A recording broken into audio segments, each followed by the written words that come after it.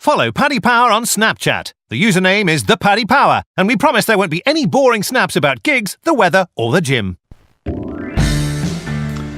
Hello there, and welcome along to the GAA Postcast. Yes, get the tissues out, fight back the tears. It is the final GAA Postcast of 2018 as we preview the All-Ireland football final between defending champions Dublin and the Ulster superpower of Tyrone. It's live on RT and Sky Sports, and to join me, David Jennings, for this final postcast of the year, I'm delighted to be joined by former Meath attacking ace Joe Sheridan and Paddy Ahern from our sponsors Paddy Power. So we're going to have the show in two parts today. The first half we're going to look ahead to the All-Ireland final. We're going to see where the value lies in the big match, and in part two we're going to look back on the season and find some value for you in the Footballer of the Year markets, the Young Footballer of the Year markets, maybe a few All-Stars, and a team to watch out for next year, the team to get on now for 2019. But before we dissect 2019, let's dissect 2018. It's Tyrone v Dublin. Probably not the pairing we were all expecting at the start of the year, but it's the one we've got. And Paddy Ahern, can we get some prices and handicaps? Yeah, we can indeed. Dublin are 1-6. It's a 14-1 the draw. Tyrone are 11-2. Dublin -6 or even money. Handicap draws 10-1. Tyrone +6 is even money also. Okay, before we get stuck into the action, I have three questions for you, Paddy Ahern. Yeah. Number one, what is the biggest bet you've took singly on Dublin to win the match? I think we have taken kind of throughout the year into the All-Ireland, we've taken about one or two 5 grand bets, I think. But it's not like at the 1-6. I kind of thought that we'd have more money on it at the minute, really. I'd say that's going to ramp up closer to the game, but there hasn't been anything absolutely massive like in terms of what you'd expect for a 1-6 shot for an All-Ireland final. So I think 5 grand has been the most at the minute.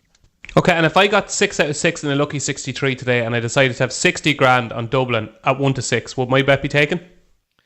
Depends what kind of customer you are now, David. Like, we'd have to go back through all these mug cumes with all the fads and stuff like that. No, generally, like, we'll try and accommodate customers for an All-Ireland final. If we can't have some confidence in these prices, I'm not really sure what we're at, that kind of way. So we'd try and accommodate people as much as we could for big matches such as this. Okay, question 2. Dublin winning the All-Ireland, how bad of a result is this for Paddy Power? Just say in the last 10 years, will this be one of your worst results in the Football Championship? Absolutely not. Dublin winning the All-Ireland would be completely fine for us. There was a couple of multiples kind of ramping up with Galway and stuff like that, but they're all obviously unfortunately gone. And in terms of singles, we were pretty short in them all year, so we saw the danger a little bit through the league where, other teams, Kerry, weren't coming with as big a challenge as people might have expected, with the likes of Clifford and Sean O'Shea coming in. Mayo as well were looking a little bit like once they dropped out of it, we kind of saw pretty quick that there wasn't going to be many challengers coming up. So we were always sub-even money pretty much throughout the league, and we were kind of ducking them for the most part. We took a lot of money during the league on Mayo, even on Galway. Now we're starting to take it on Tyrone. So all the money has been against Dublin, really. A lot of that is to do with the prices that they're going up. But yeah, if Dublin win by 2 or if Dublin win by 10 at the weekend, I think overall it's not going to be a bad result for us at all. We'll pretty much take it at this stage, because all the money for the last couple of weeks has all been on Tyrone, including the handicap as well. The handicap is currently a loser on the plus, and the match is a pretty chunky loser and will continue to be up until Sunday, I would say. Okay, and finally, question number 3. What is the dream result for Paddy Power in this final? Is it a draw? Yeah, the dream result is probably... We actually have seen a few stakes in the draw. I think people are kind of taking the lead from the hurling championship. I think the dream result will be the handicap draw, the medal as we call it. If we can get the 6, I think it's going to be fine, because you're going to knock out all the accums. You're going to knock out all the... you'll obviously have a bit of multiple money on Dublin at 1-6, but we'll be just... I think at the minute we'll be happy enough to get Tyrone beat. As I said, the handicap at the minute is a loser on the plus. I would say closer to the match, that's going to go the other side, but it's going to be pretty level. And if you can just sweep all the stakes on that handicap draw at the 6, I think we'll be happy come Sunday evening. Okie dokes. Joe Sheridan, you were part of the Meath team, the last team to beat Dublin in Leinster, and it was an incredible performance. I think, did you score 5 goals? Did you get one of them? Yeah, we got 5 goals that day. I got one. I think Stephen Bray got one, Keane Ward got one, Brian Farrell. I think Stephen Bray could have got 2 that day. Yeah, so it was a. It sounds like you're watching the game every night. Sorry? It sounds like you're watching a replay of the game every night. Yeah, well, I have to keep remembering. Yeah, I got the goal. I got the goal in the 16th minute and 27 seconds. It was passed to me by Brian Mead, who flicked it on. But just tell people since then and right now why Dublin are 1-6 favourites to win the All Ireland. It's an All Ireland final. They say anything can happen. Why are Dublin so short? Just from what they've done, the players that they have, the whole system they have in place, and just literally no one can get near them, and they still look like they've another gear to go, to be honest. Even against Galway in the semi-final, everyone was expecting Galway to put it up to them. They did for about 10 minutes, 15 minutes, and then Dublin just cruised away and ended up winning by 12 or 14 points. So it's when you give a team a chance, and then Dublin are just, no one really talks about Dublin, and they just go and do their business. They're so professional in the way they turn out. They just do it simple, and their scoring ratio is incredible. What they score every game. I think they kicked 2 wides in the first half against Galway. And it's not as if they, like, the players that you don't expect to do it, like some of these lads that come in their first year, like Brian Howard, even Scully. I know he's been around, but he comes in and he does a job. Colm McCoskell is word that he's going to be starting on Sunday. He'll come in and do a job. He done it last year in the All Ireland final. So he can do. These players that come in and just come out and Noah Owen Merchant is another player. So they just have these players. It seems so seamless to them that they can come in and take the position of, say, maybe a 3 or 4 time All-Star and have no problem doing that. So it's going to be very tough on Tyrone. And to be fair, Dublin at 1-6, it's probably about right. And the point you made there about these players interchanging seamlessly, like you look back on the legendary Kerry teams from years past, and you look back and there's legends like Bomber Liston and Pat Spillane and Jack O'Shea.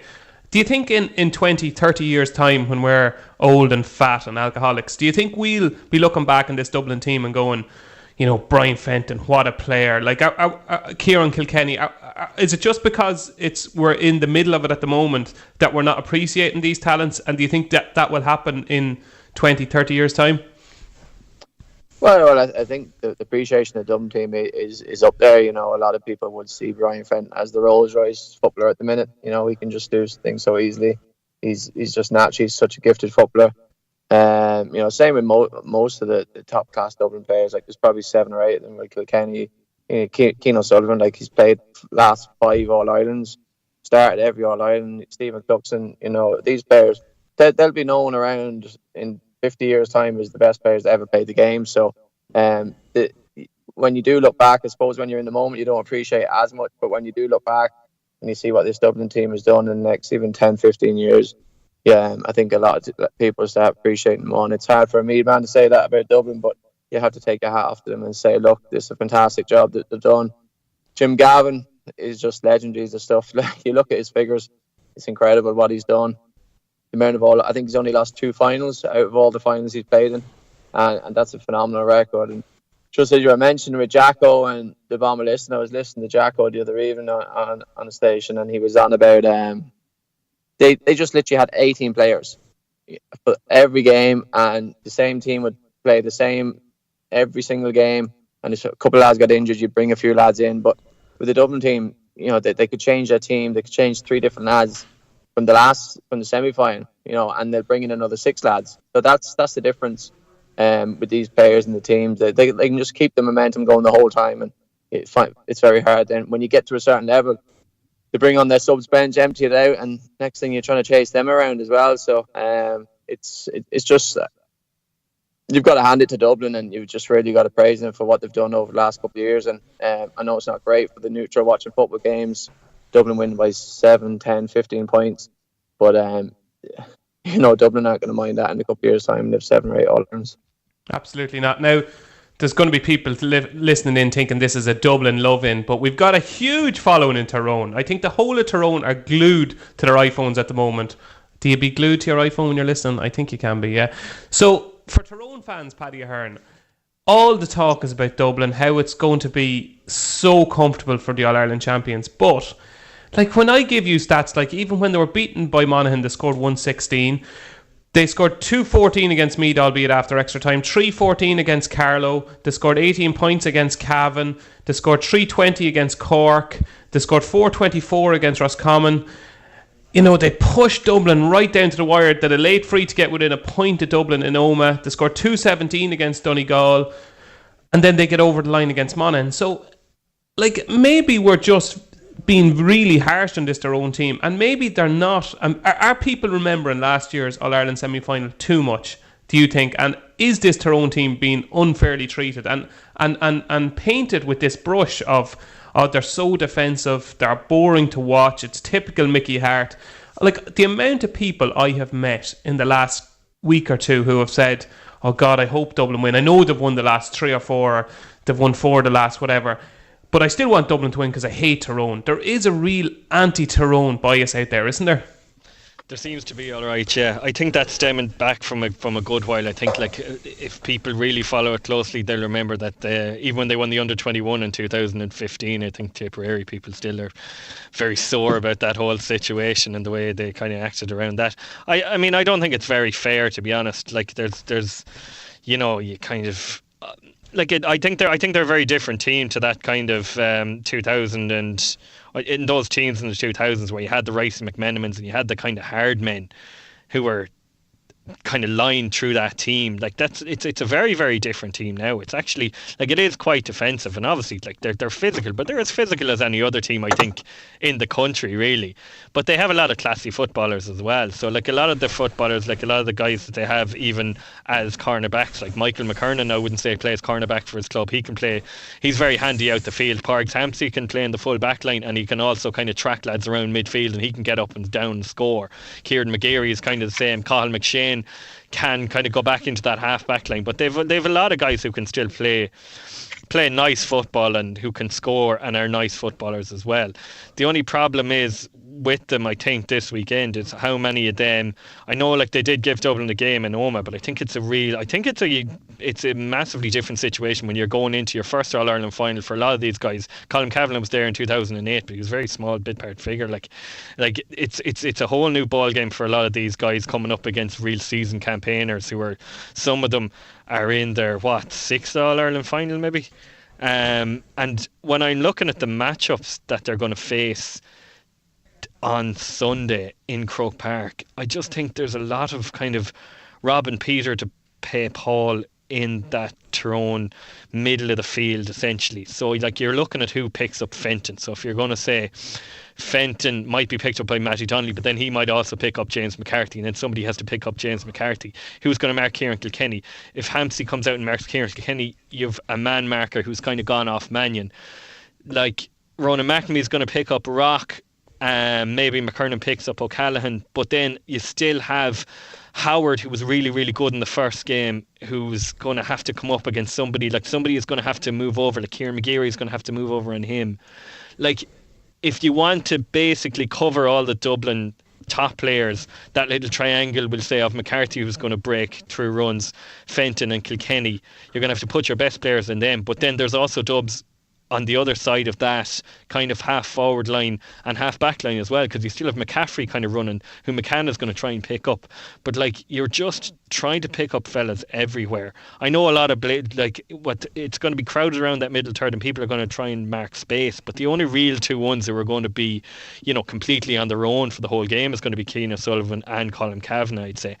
And then when you just add all the kind of matchups up, like, these Tyrone guys, every single one of them, from 2 to 7, and then from 10 to 15 as well, really, like, with scores, like, every one of them are going to have to shoot their lights out. They're going to have to hit the absolute top of their range to even stay within. So I think the most likely result is 5 or 6. I could be wrong now, and I'm just I'm just going out on the limb here. I could be wrong, but it sounds slightly like you fancy Dublin. I do. I absolutely fancy Dublin. Like when I look back, I know that the Omagh game was tight, and you're right in the sense that had Ron O'Neill put that score over, there would have been a point in it. I never got the feeling the whole way through the game that Dublin were going to lose the match. Don't get me that. That's because we know the result. I hate. No, it's not. That's one of my pet. It absolutely is. Dublin always look like winning. Up again, like, if you're pricing that game up in Omagh again, what's the handicap? It's not a point. No, but it's obviously going to be it's not going to be 6. It's going to be about 3, I'd say. Yeah, it's going to be about 3, but that's Oma at home. So if you put that into a neutral venue, you're adding another point, maybe 4, and then Croke Park is worth 3 again. So if anything, I think the handicap could be on the Dublin side. Like that's just from pricing it. Like that's just the way I kind of approach it. Like. Joe Sheridan, I'm going to put this to you now. Everybody is talking about Dublin's dominance, and of course they're the most dominant team we've seen in our lifetime. 2013 final, they won by a point. 2015 final, they won by 3 points, 12-9. 2016 final, they won by 1 point. 2017 final, they won by 1 point. Like, they are not utterly dominant in these finals. Mayo have been the only team that have been able to really, really test them in recent years. And I'm going to put it to you that Tyrone are similar to Mayo going into an All-Ireland final in that they can actually match Dublin physically. They've got the fitness, they've got the physique, they've got the work done behind the scenes, and they are now physically able to match Dublin. And that will mean that they'll be able to keep within the 6-point handicap. Am I right or wrong?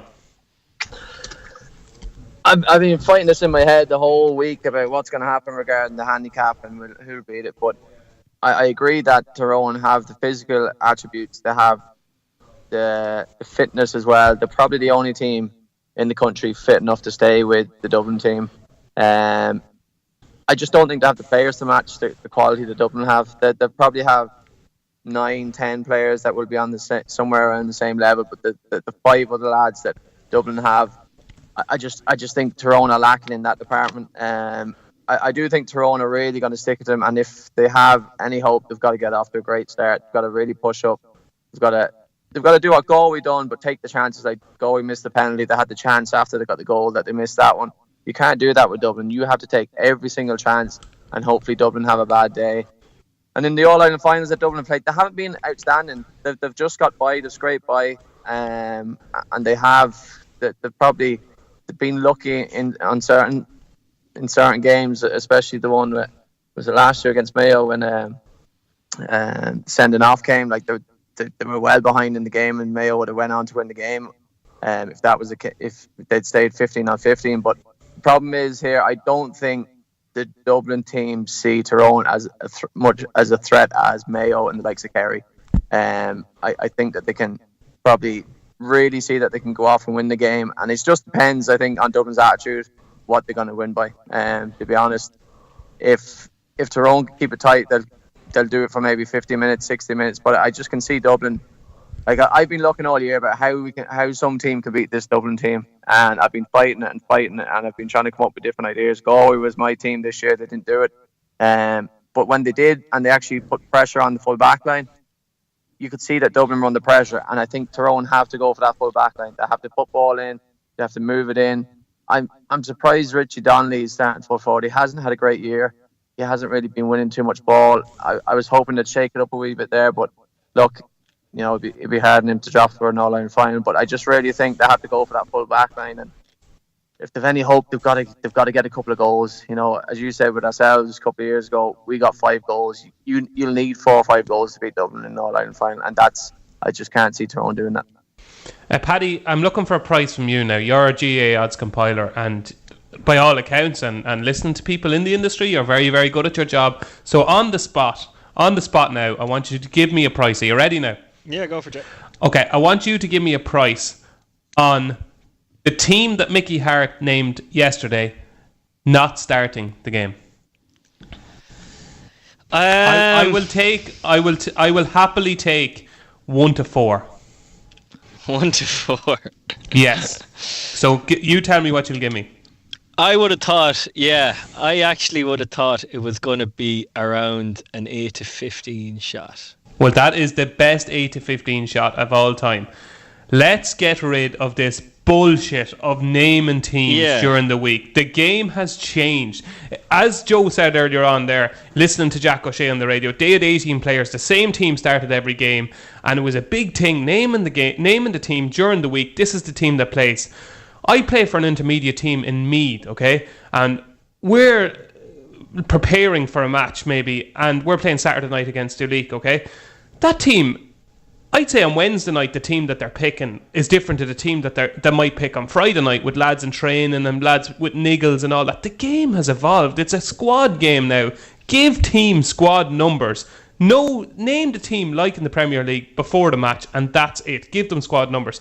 There is absolutely no way this Tyrone team will start the way it's been produced in the media. I think Lee Brennan will certainly start, and it's like just infuriating. Even from people from first goal scorer bets, points match bets. It's just infuriating. It's just get rid of it. Yeah, it is definitely annoying. Just now that you say with the intermediate stuff, I did have to laugh last week because I saw a team sheet with a guy playing in the Galway Intermediate Football Championship last year, and he was named centre forward, and your man had broken his ankle, and he was actually the Stag in Prague in the same weekend. There you go. And scored 2 points. Yeah. Okay, but I'm just going to put this question to you now, Paddy, on Tyrone, okay? I think the best bet on the coupon, and I'm going to put it out there first, I think it's an incredible price. It might sound short, but 4-6 for the second half to be the highest scoring half is incredible value. This should be 2-5. If you go back through Tyrone's recent games, okay, you go to the game against Monaghan, they go behind, they fall behind, there's 5, 6, 7 minutes to go, they attack, Niall Sludden gets a goal, they play Donegal, game they need to win. They're 3 points down. It looks like the game is going Donegal's way. They end up winning by 7. They play against Dublin. Dublin are cruising 6 points up early in the second half. They get it back to within 2 points and have a point to get within 1 point.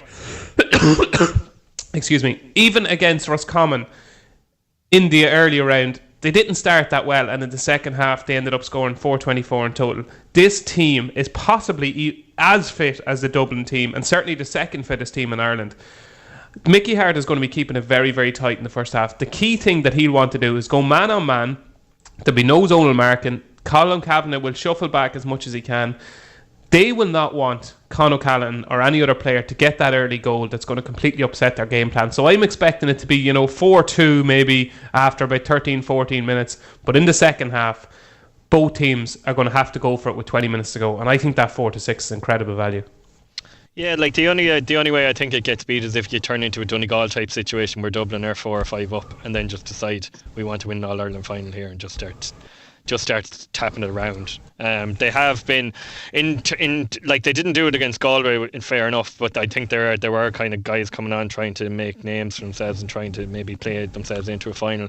I'm just not too sure. Like at that stage, it is going to, and the handicap as well could depend on Dublin's attitude at that stage. I totally agree with you with in terms of Tyrone's fitness, and if Dublin subs want to come on and the likes of Cormac Costello come on and win the game by however much there was, then yeah, there could be value in that 4-6, I'd say. Yeah. Okay, dokes, right. It's decision time, lads.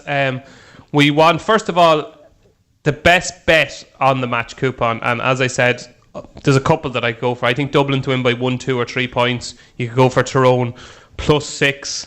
But as I said, I think Tyrone, or the second half to be the highest scoring half, I think is probably the best bet. So the best bet in the coupon, Joe, we're going to come to you first.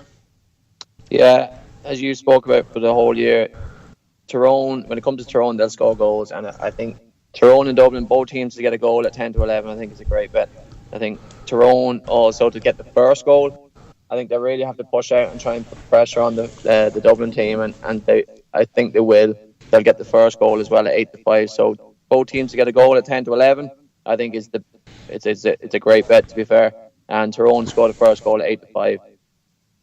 Okay, lovely stuff. Paddy, your best bet on the coupon?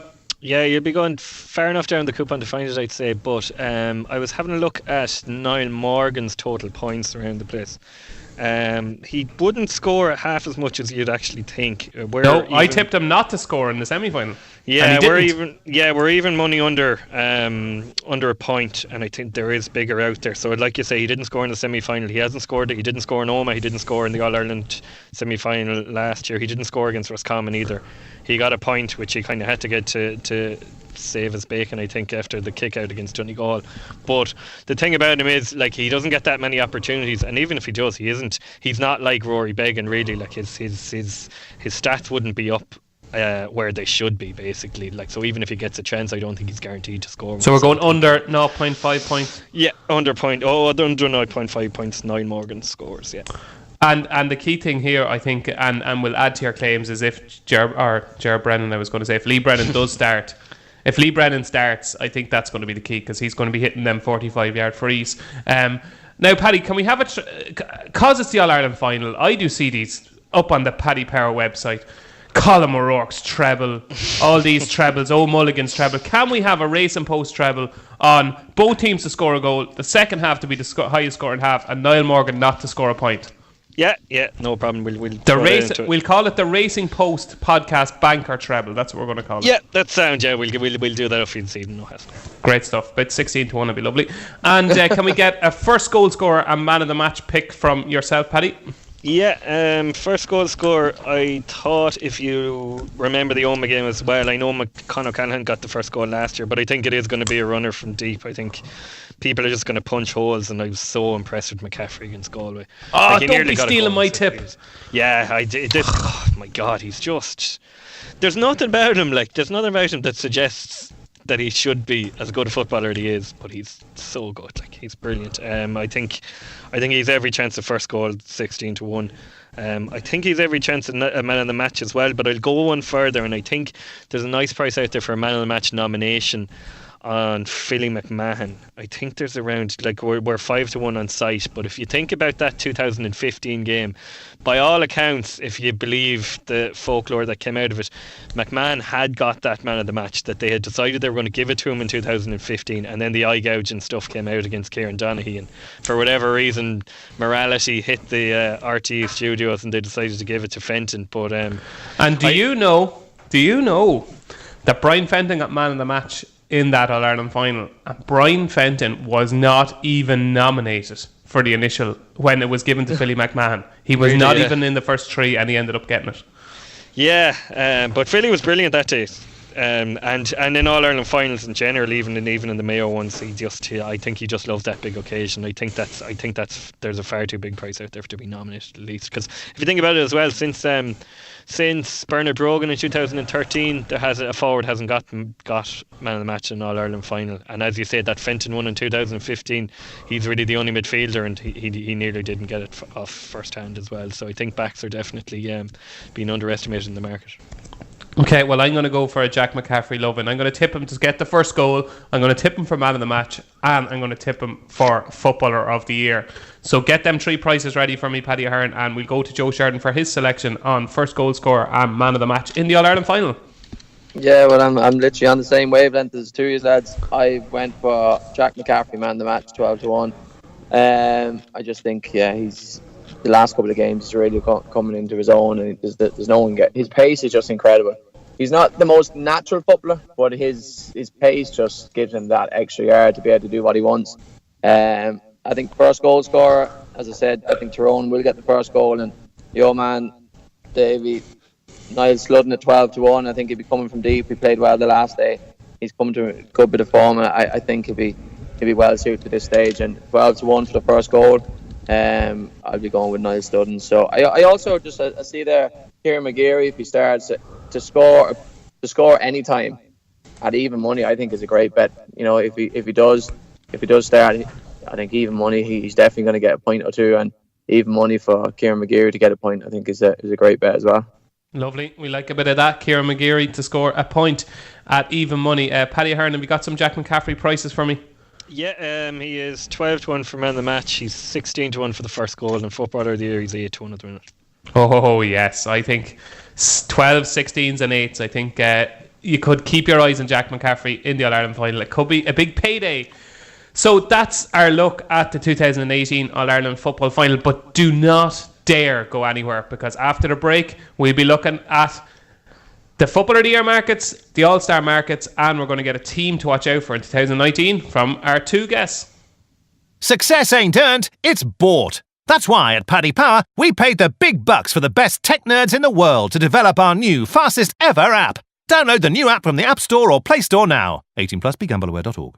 Welcome back to our All-Ireland football final postcast. I'm David Jennings from the Racing Post, and I'm still joined by Paddy Ahern from our sponsors, Paddy Power and Joe Sheridan. So we're going to look back on the 2018 Football Championship, and before we get into our Footballer of the Year fancies and All-Stars, a highlight from both of these lads. Paddy, we'll come to you first because Joe might need a few minutes to think about it. If you were to pick out one individual highlight, we asked this in the hurling and it was so easy, people could have picked 9-10 highlights of the year. And the football hasn't been so easy, but if you could pick maybe one highlight of the championship so far, what would it be? Can I just go and not pick loads of hurling, no? Yeah, no. My highlight of the year, I would imagine, was it's a personal one as well, but I think it was Johnny Heaney's goal against Mayo. It wasn't the best of games up in Castlegabar, but it was a real kind of... no, it was a smash and grab raid. It was robbery. It was, but it was a great... shite. Yeah, but if you think about it, and he kind of lit up the championship later on as well from a Galway point of view, was when Ian Burke came on and he kind of got out in front, won that ball and popped it off, and it was just a complete sucker punch. A lot of people would say that it might have been the defining moment in Mayo's season, because, you know, had they beaten Galway and then gone on to win Connacht, they're in a Super 8s and things could be very, very different. But definitely for me that was my moment of it anyway.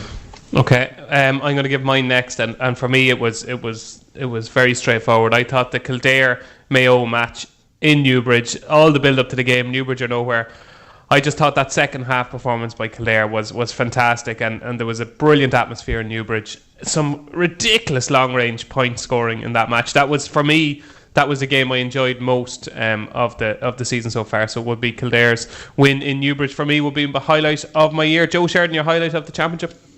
Yeah, it'd probably be because of the way football's gone, and the natural footballers are nearly not as popular and is not sort of as out there as they used to be. David Clifford coming into the senior championship this year was just a breath of fresh air. His natural ability, you know, where you see a lot of players now, they're more sort of based on their strength and conditioning than their football ability. You know, he's just so natural, and his goal obviously against Monaghan to rob Monaghan in that game, and also then his performance against Kildare in the last game was just exquisite. You know, he's just so confident. The way he talks, he's just a perfect footballer that you'd want on your football team, and he's an all-round team player. And you know, he's got, thankfully Kerry have kept him from the AFL, and he's just going to be an all-star for years to come, and he'll probably go on to win Football of the Year a couple of times. And I'm not putting pressure on him, but that's just the ability he has, and I think he knows that himself. And even listening to Kerry footballers, it was a delight to watch, and I look forward, and hopefully injury free, he'll have a great career. Yeah, absolutely. That's a great shout. And his shot conversion rate actually is just ridiculous in the championship for such a young player. It's incredible. Like, I think it's like up on the high 80s or something percentage is shot conversion rate. So that brings us on nicely to the Footballer of the Year market. And Paddy Ahern, just give us a nice long list, maybe take in 9 or 10 players in the Footballer of the Year market. Yeah, no bother. We'll go down to 33-1 anyway. Kieran Kilkenny's even money favourite. Brian Fenton 11-4. Jack McCaffrey 8-1. Colin Kavanagh 8-1. Brian Howard 16-1. James McCarthy 20s. Niall Sludden 20-1. Paul Mannion 33s. Johnny Cooper 33s. Peter Hart 33s. And Tiernan McCann 33s. 50-1 Barron. There's obviously been a surge of support for Kieran Kilkenny. I don't think he was that short after the semi-final, was he? No, but it has just ramped up completely. We've had generally, it's funny enough, it is on both codes. It can be quite a tricky market to make money on when the media get behind a certain player. We've seen it big time in the hurling this year that people tend to latch onto that a hell of a lot, and it is all voted by players now, but people have to, obviously the expert have to nominate who the 3 or 4 as it was last year are. But the more people are being talked about, the more guys are in people's head, they kind of come to the fore. And then, as you see as well, like, it's, if you look back at the footballer and the hurler of the years from going back the last 20 years, like, it's so based on the final, it's based on the semi-final, it's business end of the championship. Whoever comes to the fore there generally has the best chance. Okay, so who would your pick be for Player of the Year? My pick is based on price more than anything else. I'm looking Nothing wrong with that? Yeah, I'm looking around on like, I actually think that I think I'll probably end up agreeing with you that Jack McCaffrey has a brilliant chance, like, because you just know he's going to play really well in the final. If he gets man of the match, he's going to get it. The one I liked at a huge price, which could be music to your ears as well, is there was a price of around 50-1 on Niall Sludden to get Footballer of the Year. So if you think of Niall Sludden, like, if you want to back him this weekend at 20-1 or 22-1 to be man of the match, like, if he's man of the match this weekend, I can't see how he's not Footballer of the Year. Like, certainty, yeah. Do you know, I think, like, it's not really again going to suit Colin Kavanagh. He's probably been, like, obviously he was brilliant in the Monaghan game, but I don't know, is he going to stick out as much in All Ireland final? If this guy has been Tyrone's second, if not best player throughout the year. He's been taking on the mantle of their scoring from play. Like, if he's anywhere near man of the match, I think he's a definite runner. Because if you think about the last dub who's won it, even how dominant they are, has been Jack McCaffrey in 2015. Lee Keegan and Andy Moore have got the vote. So basically, if there's 2 dubs in it, so if it's nominated as Kieran Kilkenny and Brian Fenton, straight away that's the dubs kind of half splitting the vote, really. And if there's one Tyrone guy in it, he could pick up the pieces. So I definitely thought from a value point of view he was worth a few quid. Yeah, as you know, myself and Niall Sudden go back a long way. Our romance started in about 2012. That's right. We went out on a few dates. We got on quite well for quite a few years. Unfortunately, he's got a restraining order against me now. Yeah. But our restraining order hadn't started in the 2017 championship, and I went to Croke Park really hopeful that Tyrone would do a job on Dublin. They were actually quite a short price for last year's All-Ireland semi-final, and of course my eyes were staring at Niall Sudden for most of the game. But I'm convinced, and after watching that game, he did actually play quite well. He was probably Tyrone's best forward in that match.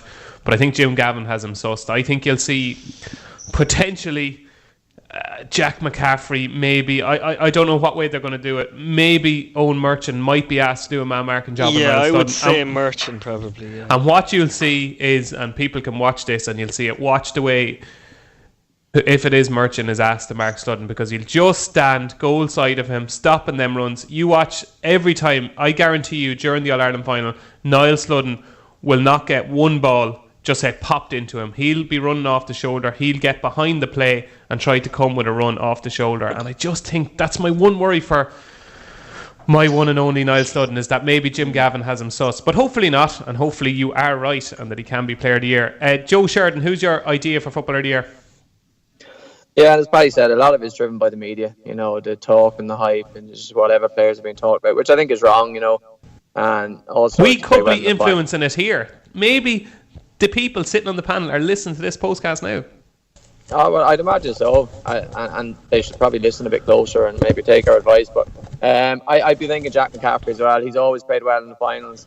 He had a great game the last game and in the Super 8. So 8-1 is a massive price. I think just Kieran Kilkenny, obviously at the beginning of the season, he was flying. Championship, the first couple of championship games, probably against lesser opposition, he done well. But I don't think he's played as well over the last couple of games.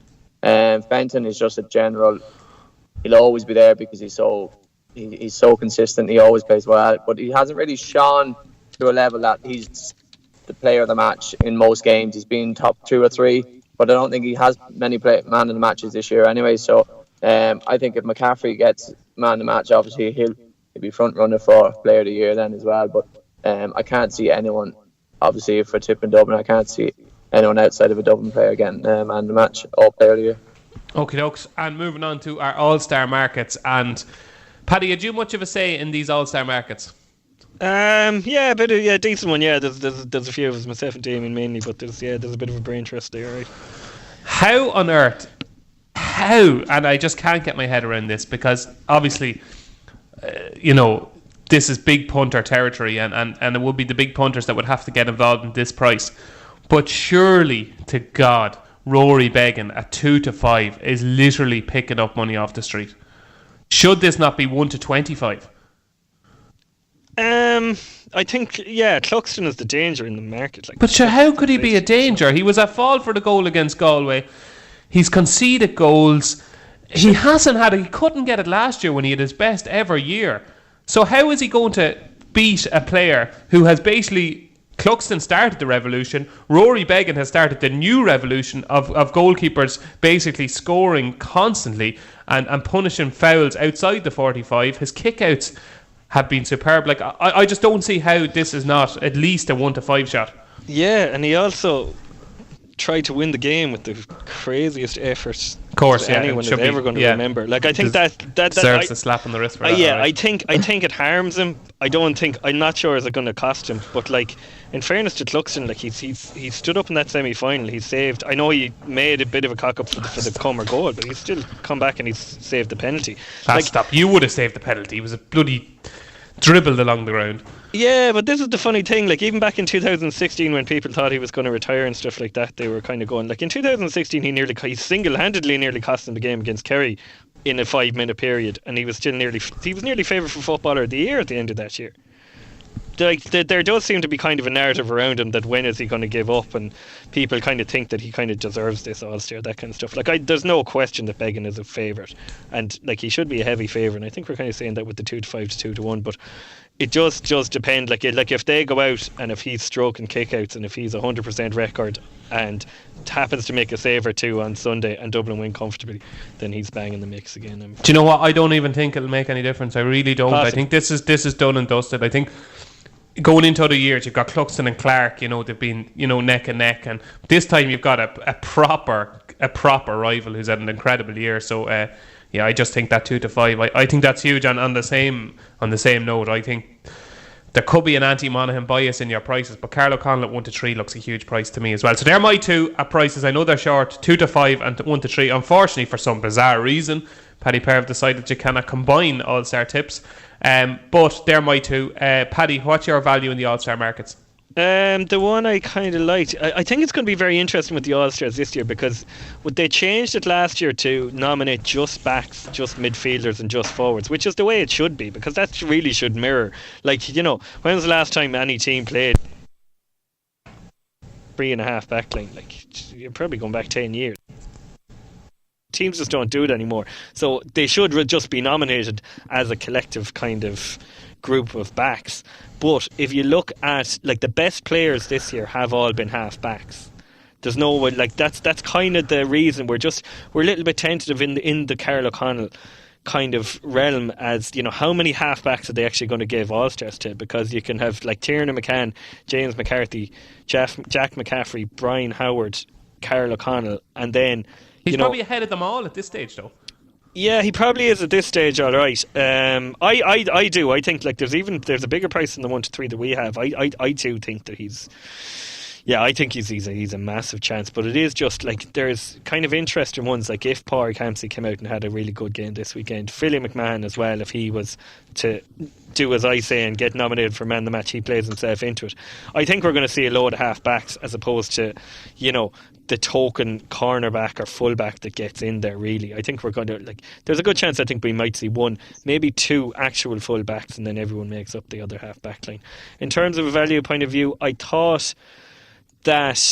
think there is a kind of a thought process out there about Comer amongst a good few people that he was kind of Galway's best player this year. I've met a lot of people who don't agree with that are kind of coming back with Walsh and coming back with Ian Burke, but I do think within the media and that, I think there is a bit of a love in for Comer, and I think of the Galway guys he will get an All-Star, considering the goal against and that outrageous point. I know the game was over against Dublin. Like, he had a superb league and he was always kind of Galway's target man or go-to man. I still think in terms of the media, in terms of who's going to be picking this, that he's going to be at top of their list in terms from a Galway point of view. Couldn't agree more. 10-11. I think that's value as well. Joe Sheridan, where does the value lie in the All-Star markets? Yeah, I'm going for my man Damon Comer again. I think 10-11. I think the full forward line is nothing really standing out, with Dean Rock probably not having a great year as he did last year and the year before. They have Conor Manus there at 1-50. I think it's a bit far out now. He's played well, but I don't think he's that much of a cert for an All-Star. Clifford, obviously, I think he's just on the last couple of games. He's going to get in. I think Pádraig Campsey could be a great shout at 7-4. He, as Paddy was saying, the full back line, there's not much apart from Johnny Cooper. Who else is going to be around? Maybe Drew Wiley from Monaghan, but I can't see them. They might get 2 or 3 All-Stars with Monaghan at this stage. And I think Paul Mannion now could be a bit of a shout at 4-1. He played very well the last day. He's kicked a few great scores, 3 or 4 points every game. And if he has a good game and he comes out with maybe 4 or 5 points or maybe 1-2, I think he could be a great shout for an All-Star, because he could go in a half forward or he could win a corner forward. I think he could be a shout, because I think Brian Howard at 4-6, I think he's had a couple of good games in sort of some of the smaller games, but in the last couple of games he probably hasn't stood out as much, and I just don't think he's that much of a cert as people might think he is. And I think if Paul Mannion has a good game in the final, I think he could be a realistic chance at 4-1 of getting an All-Star.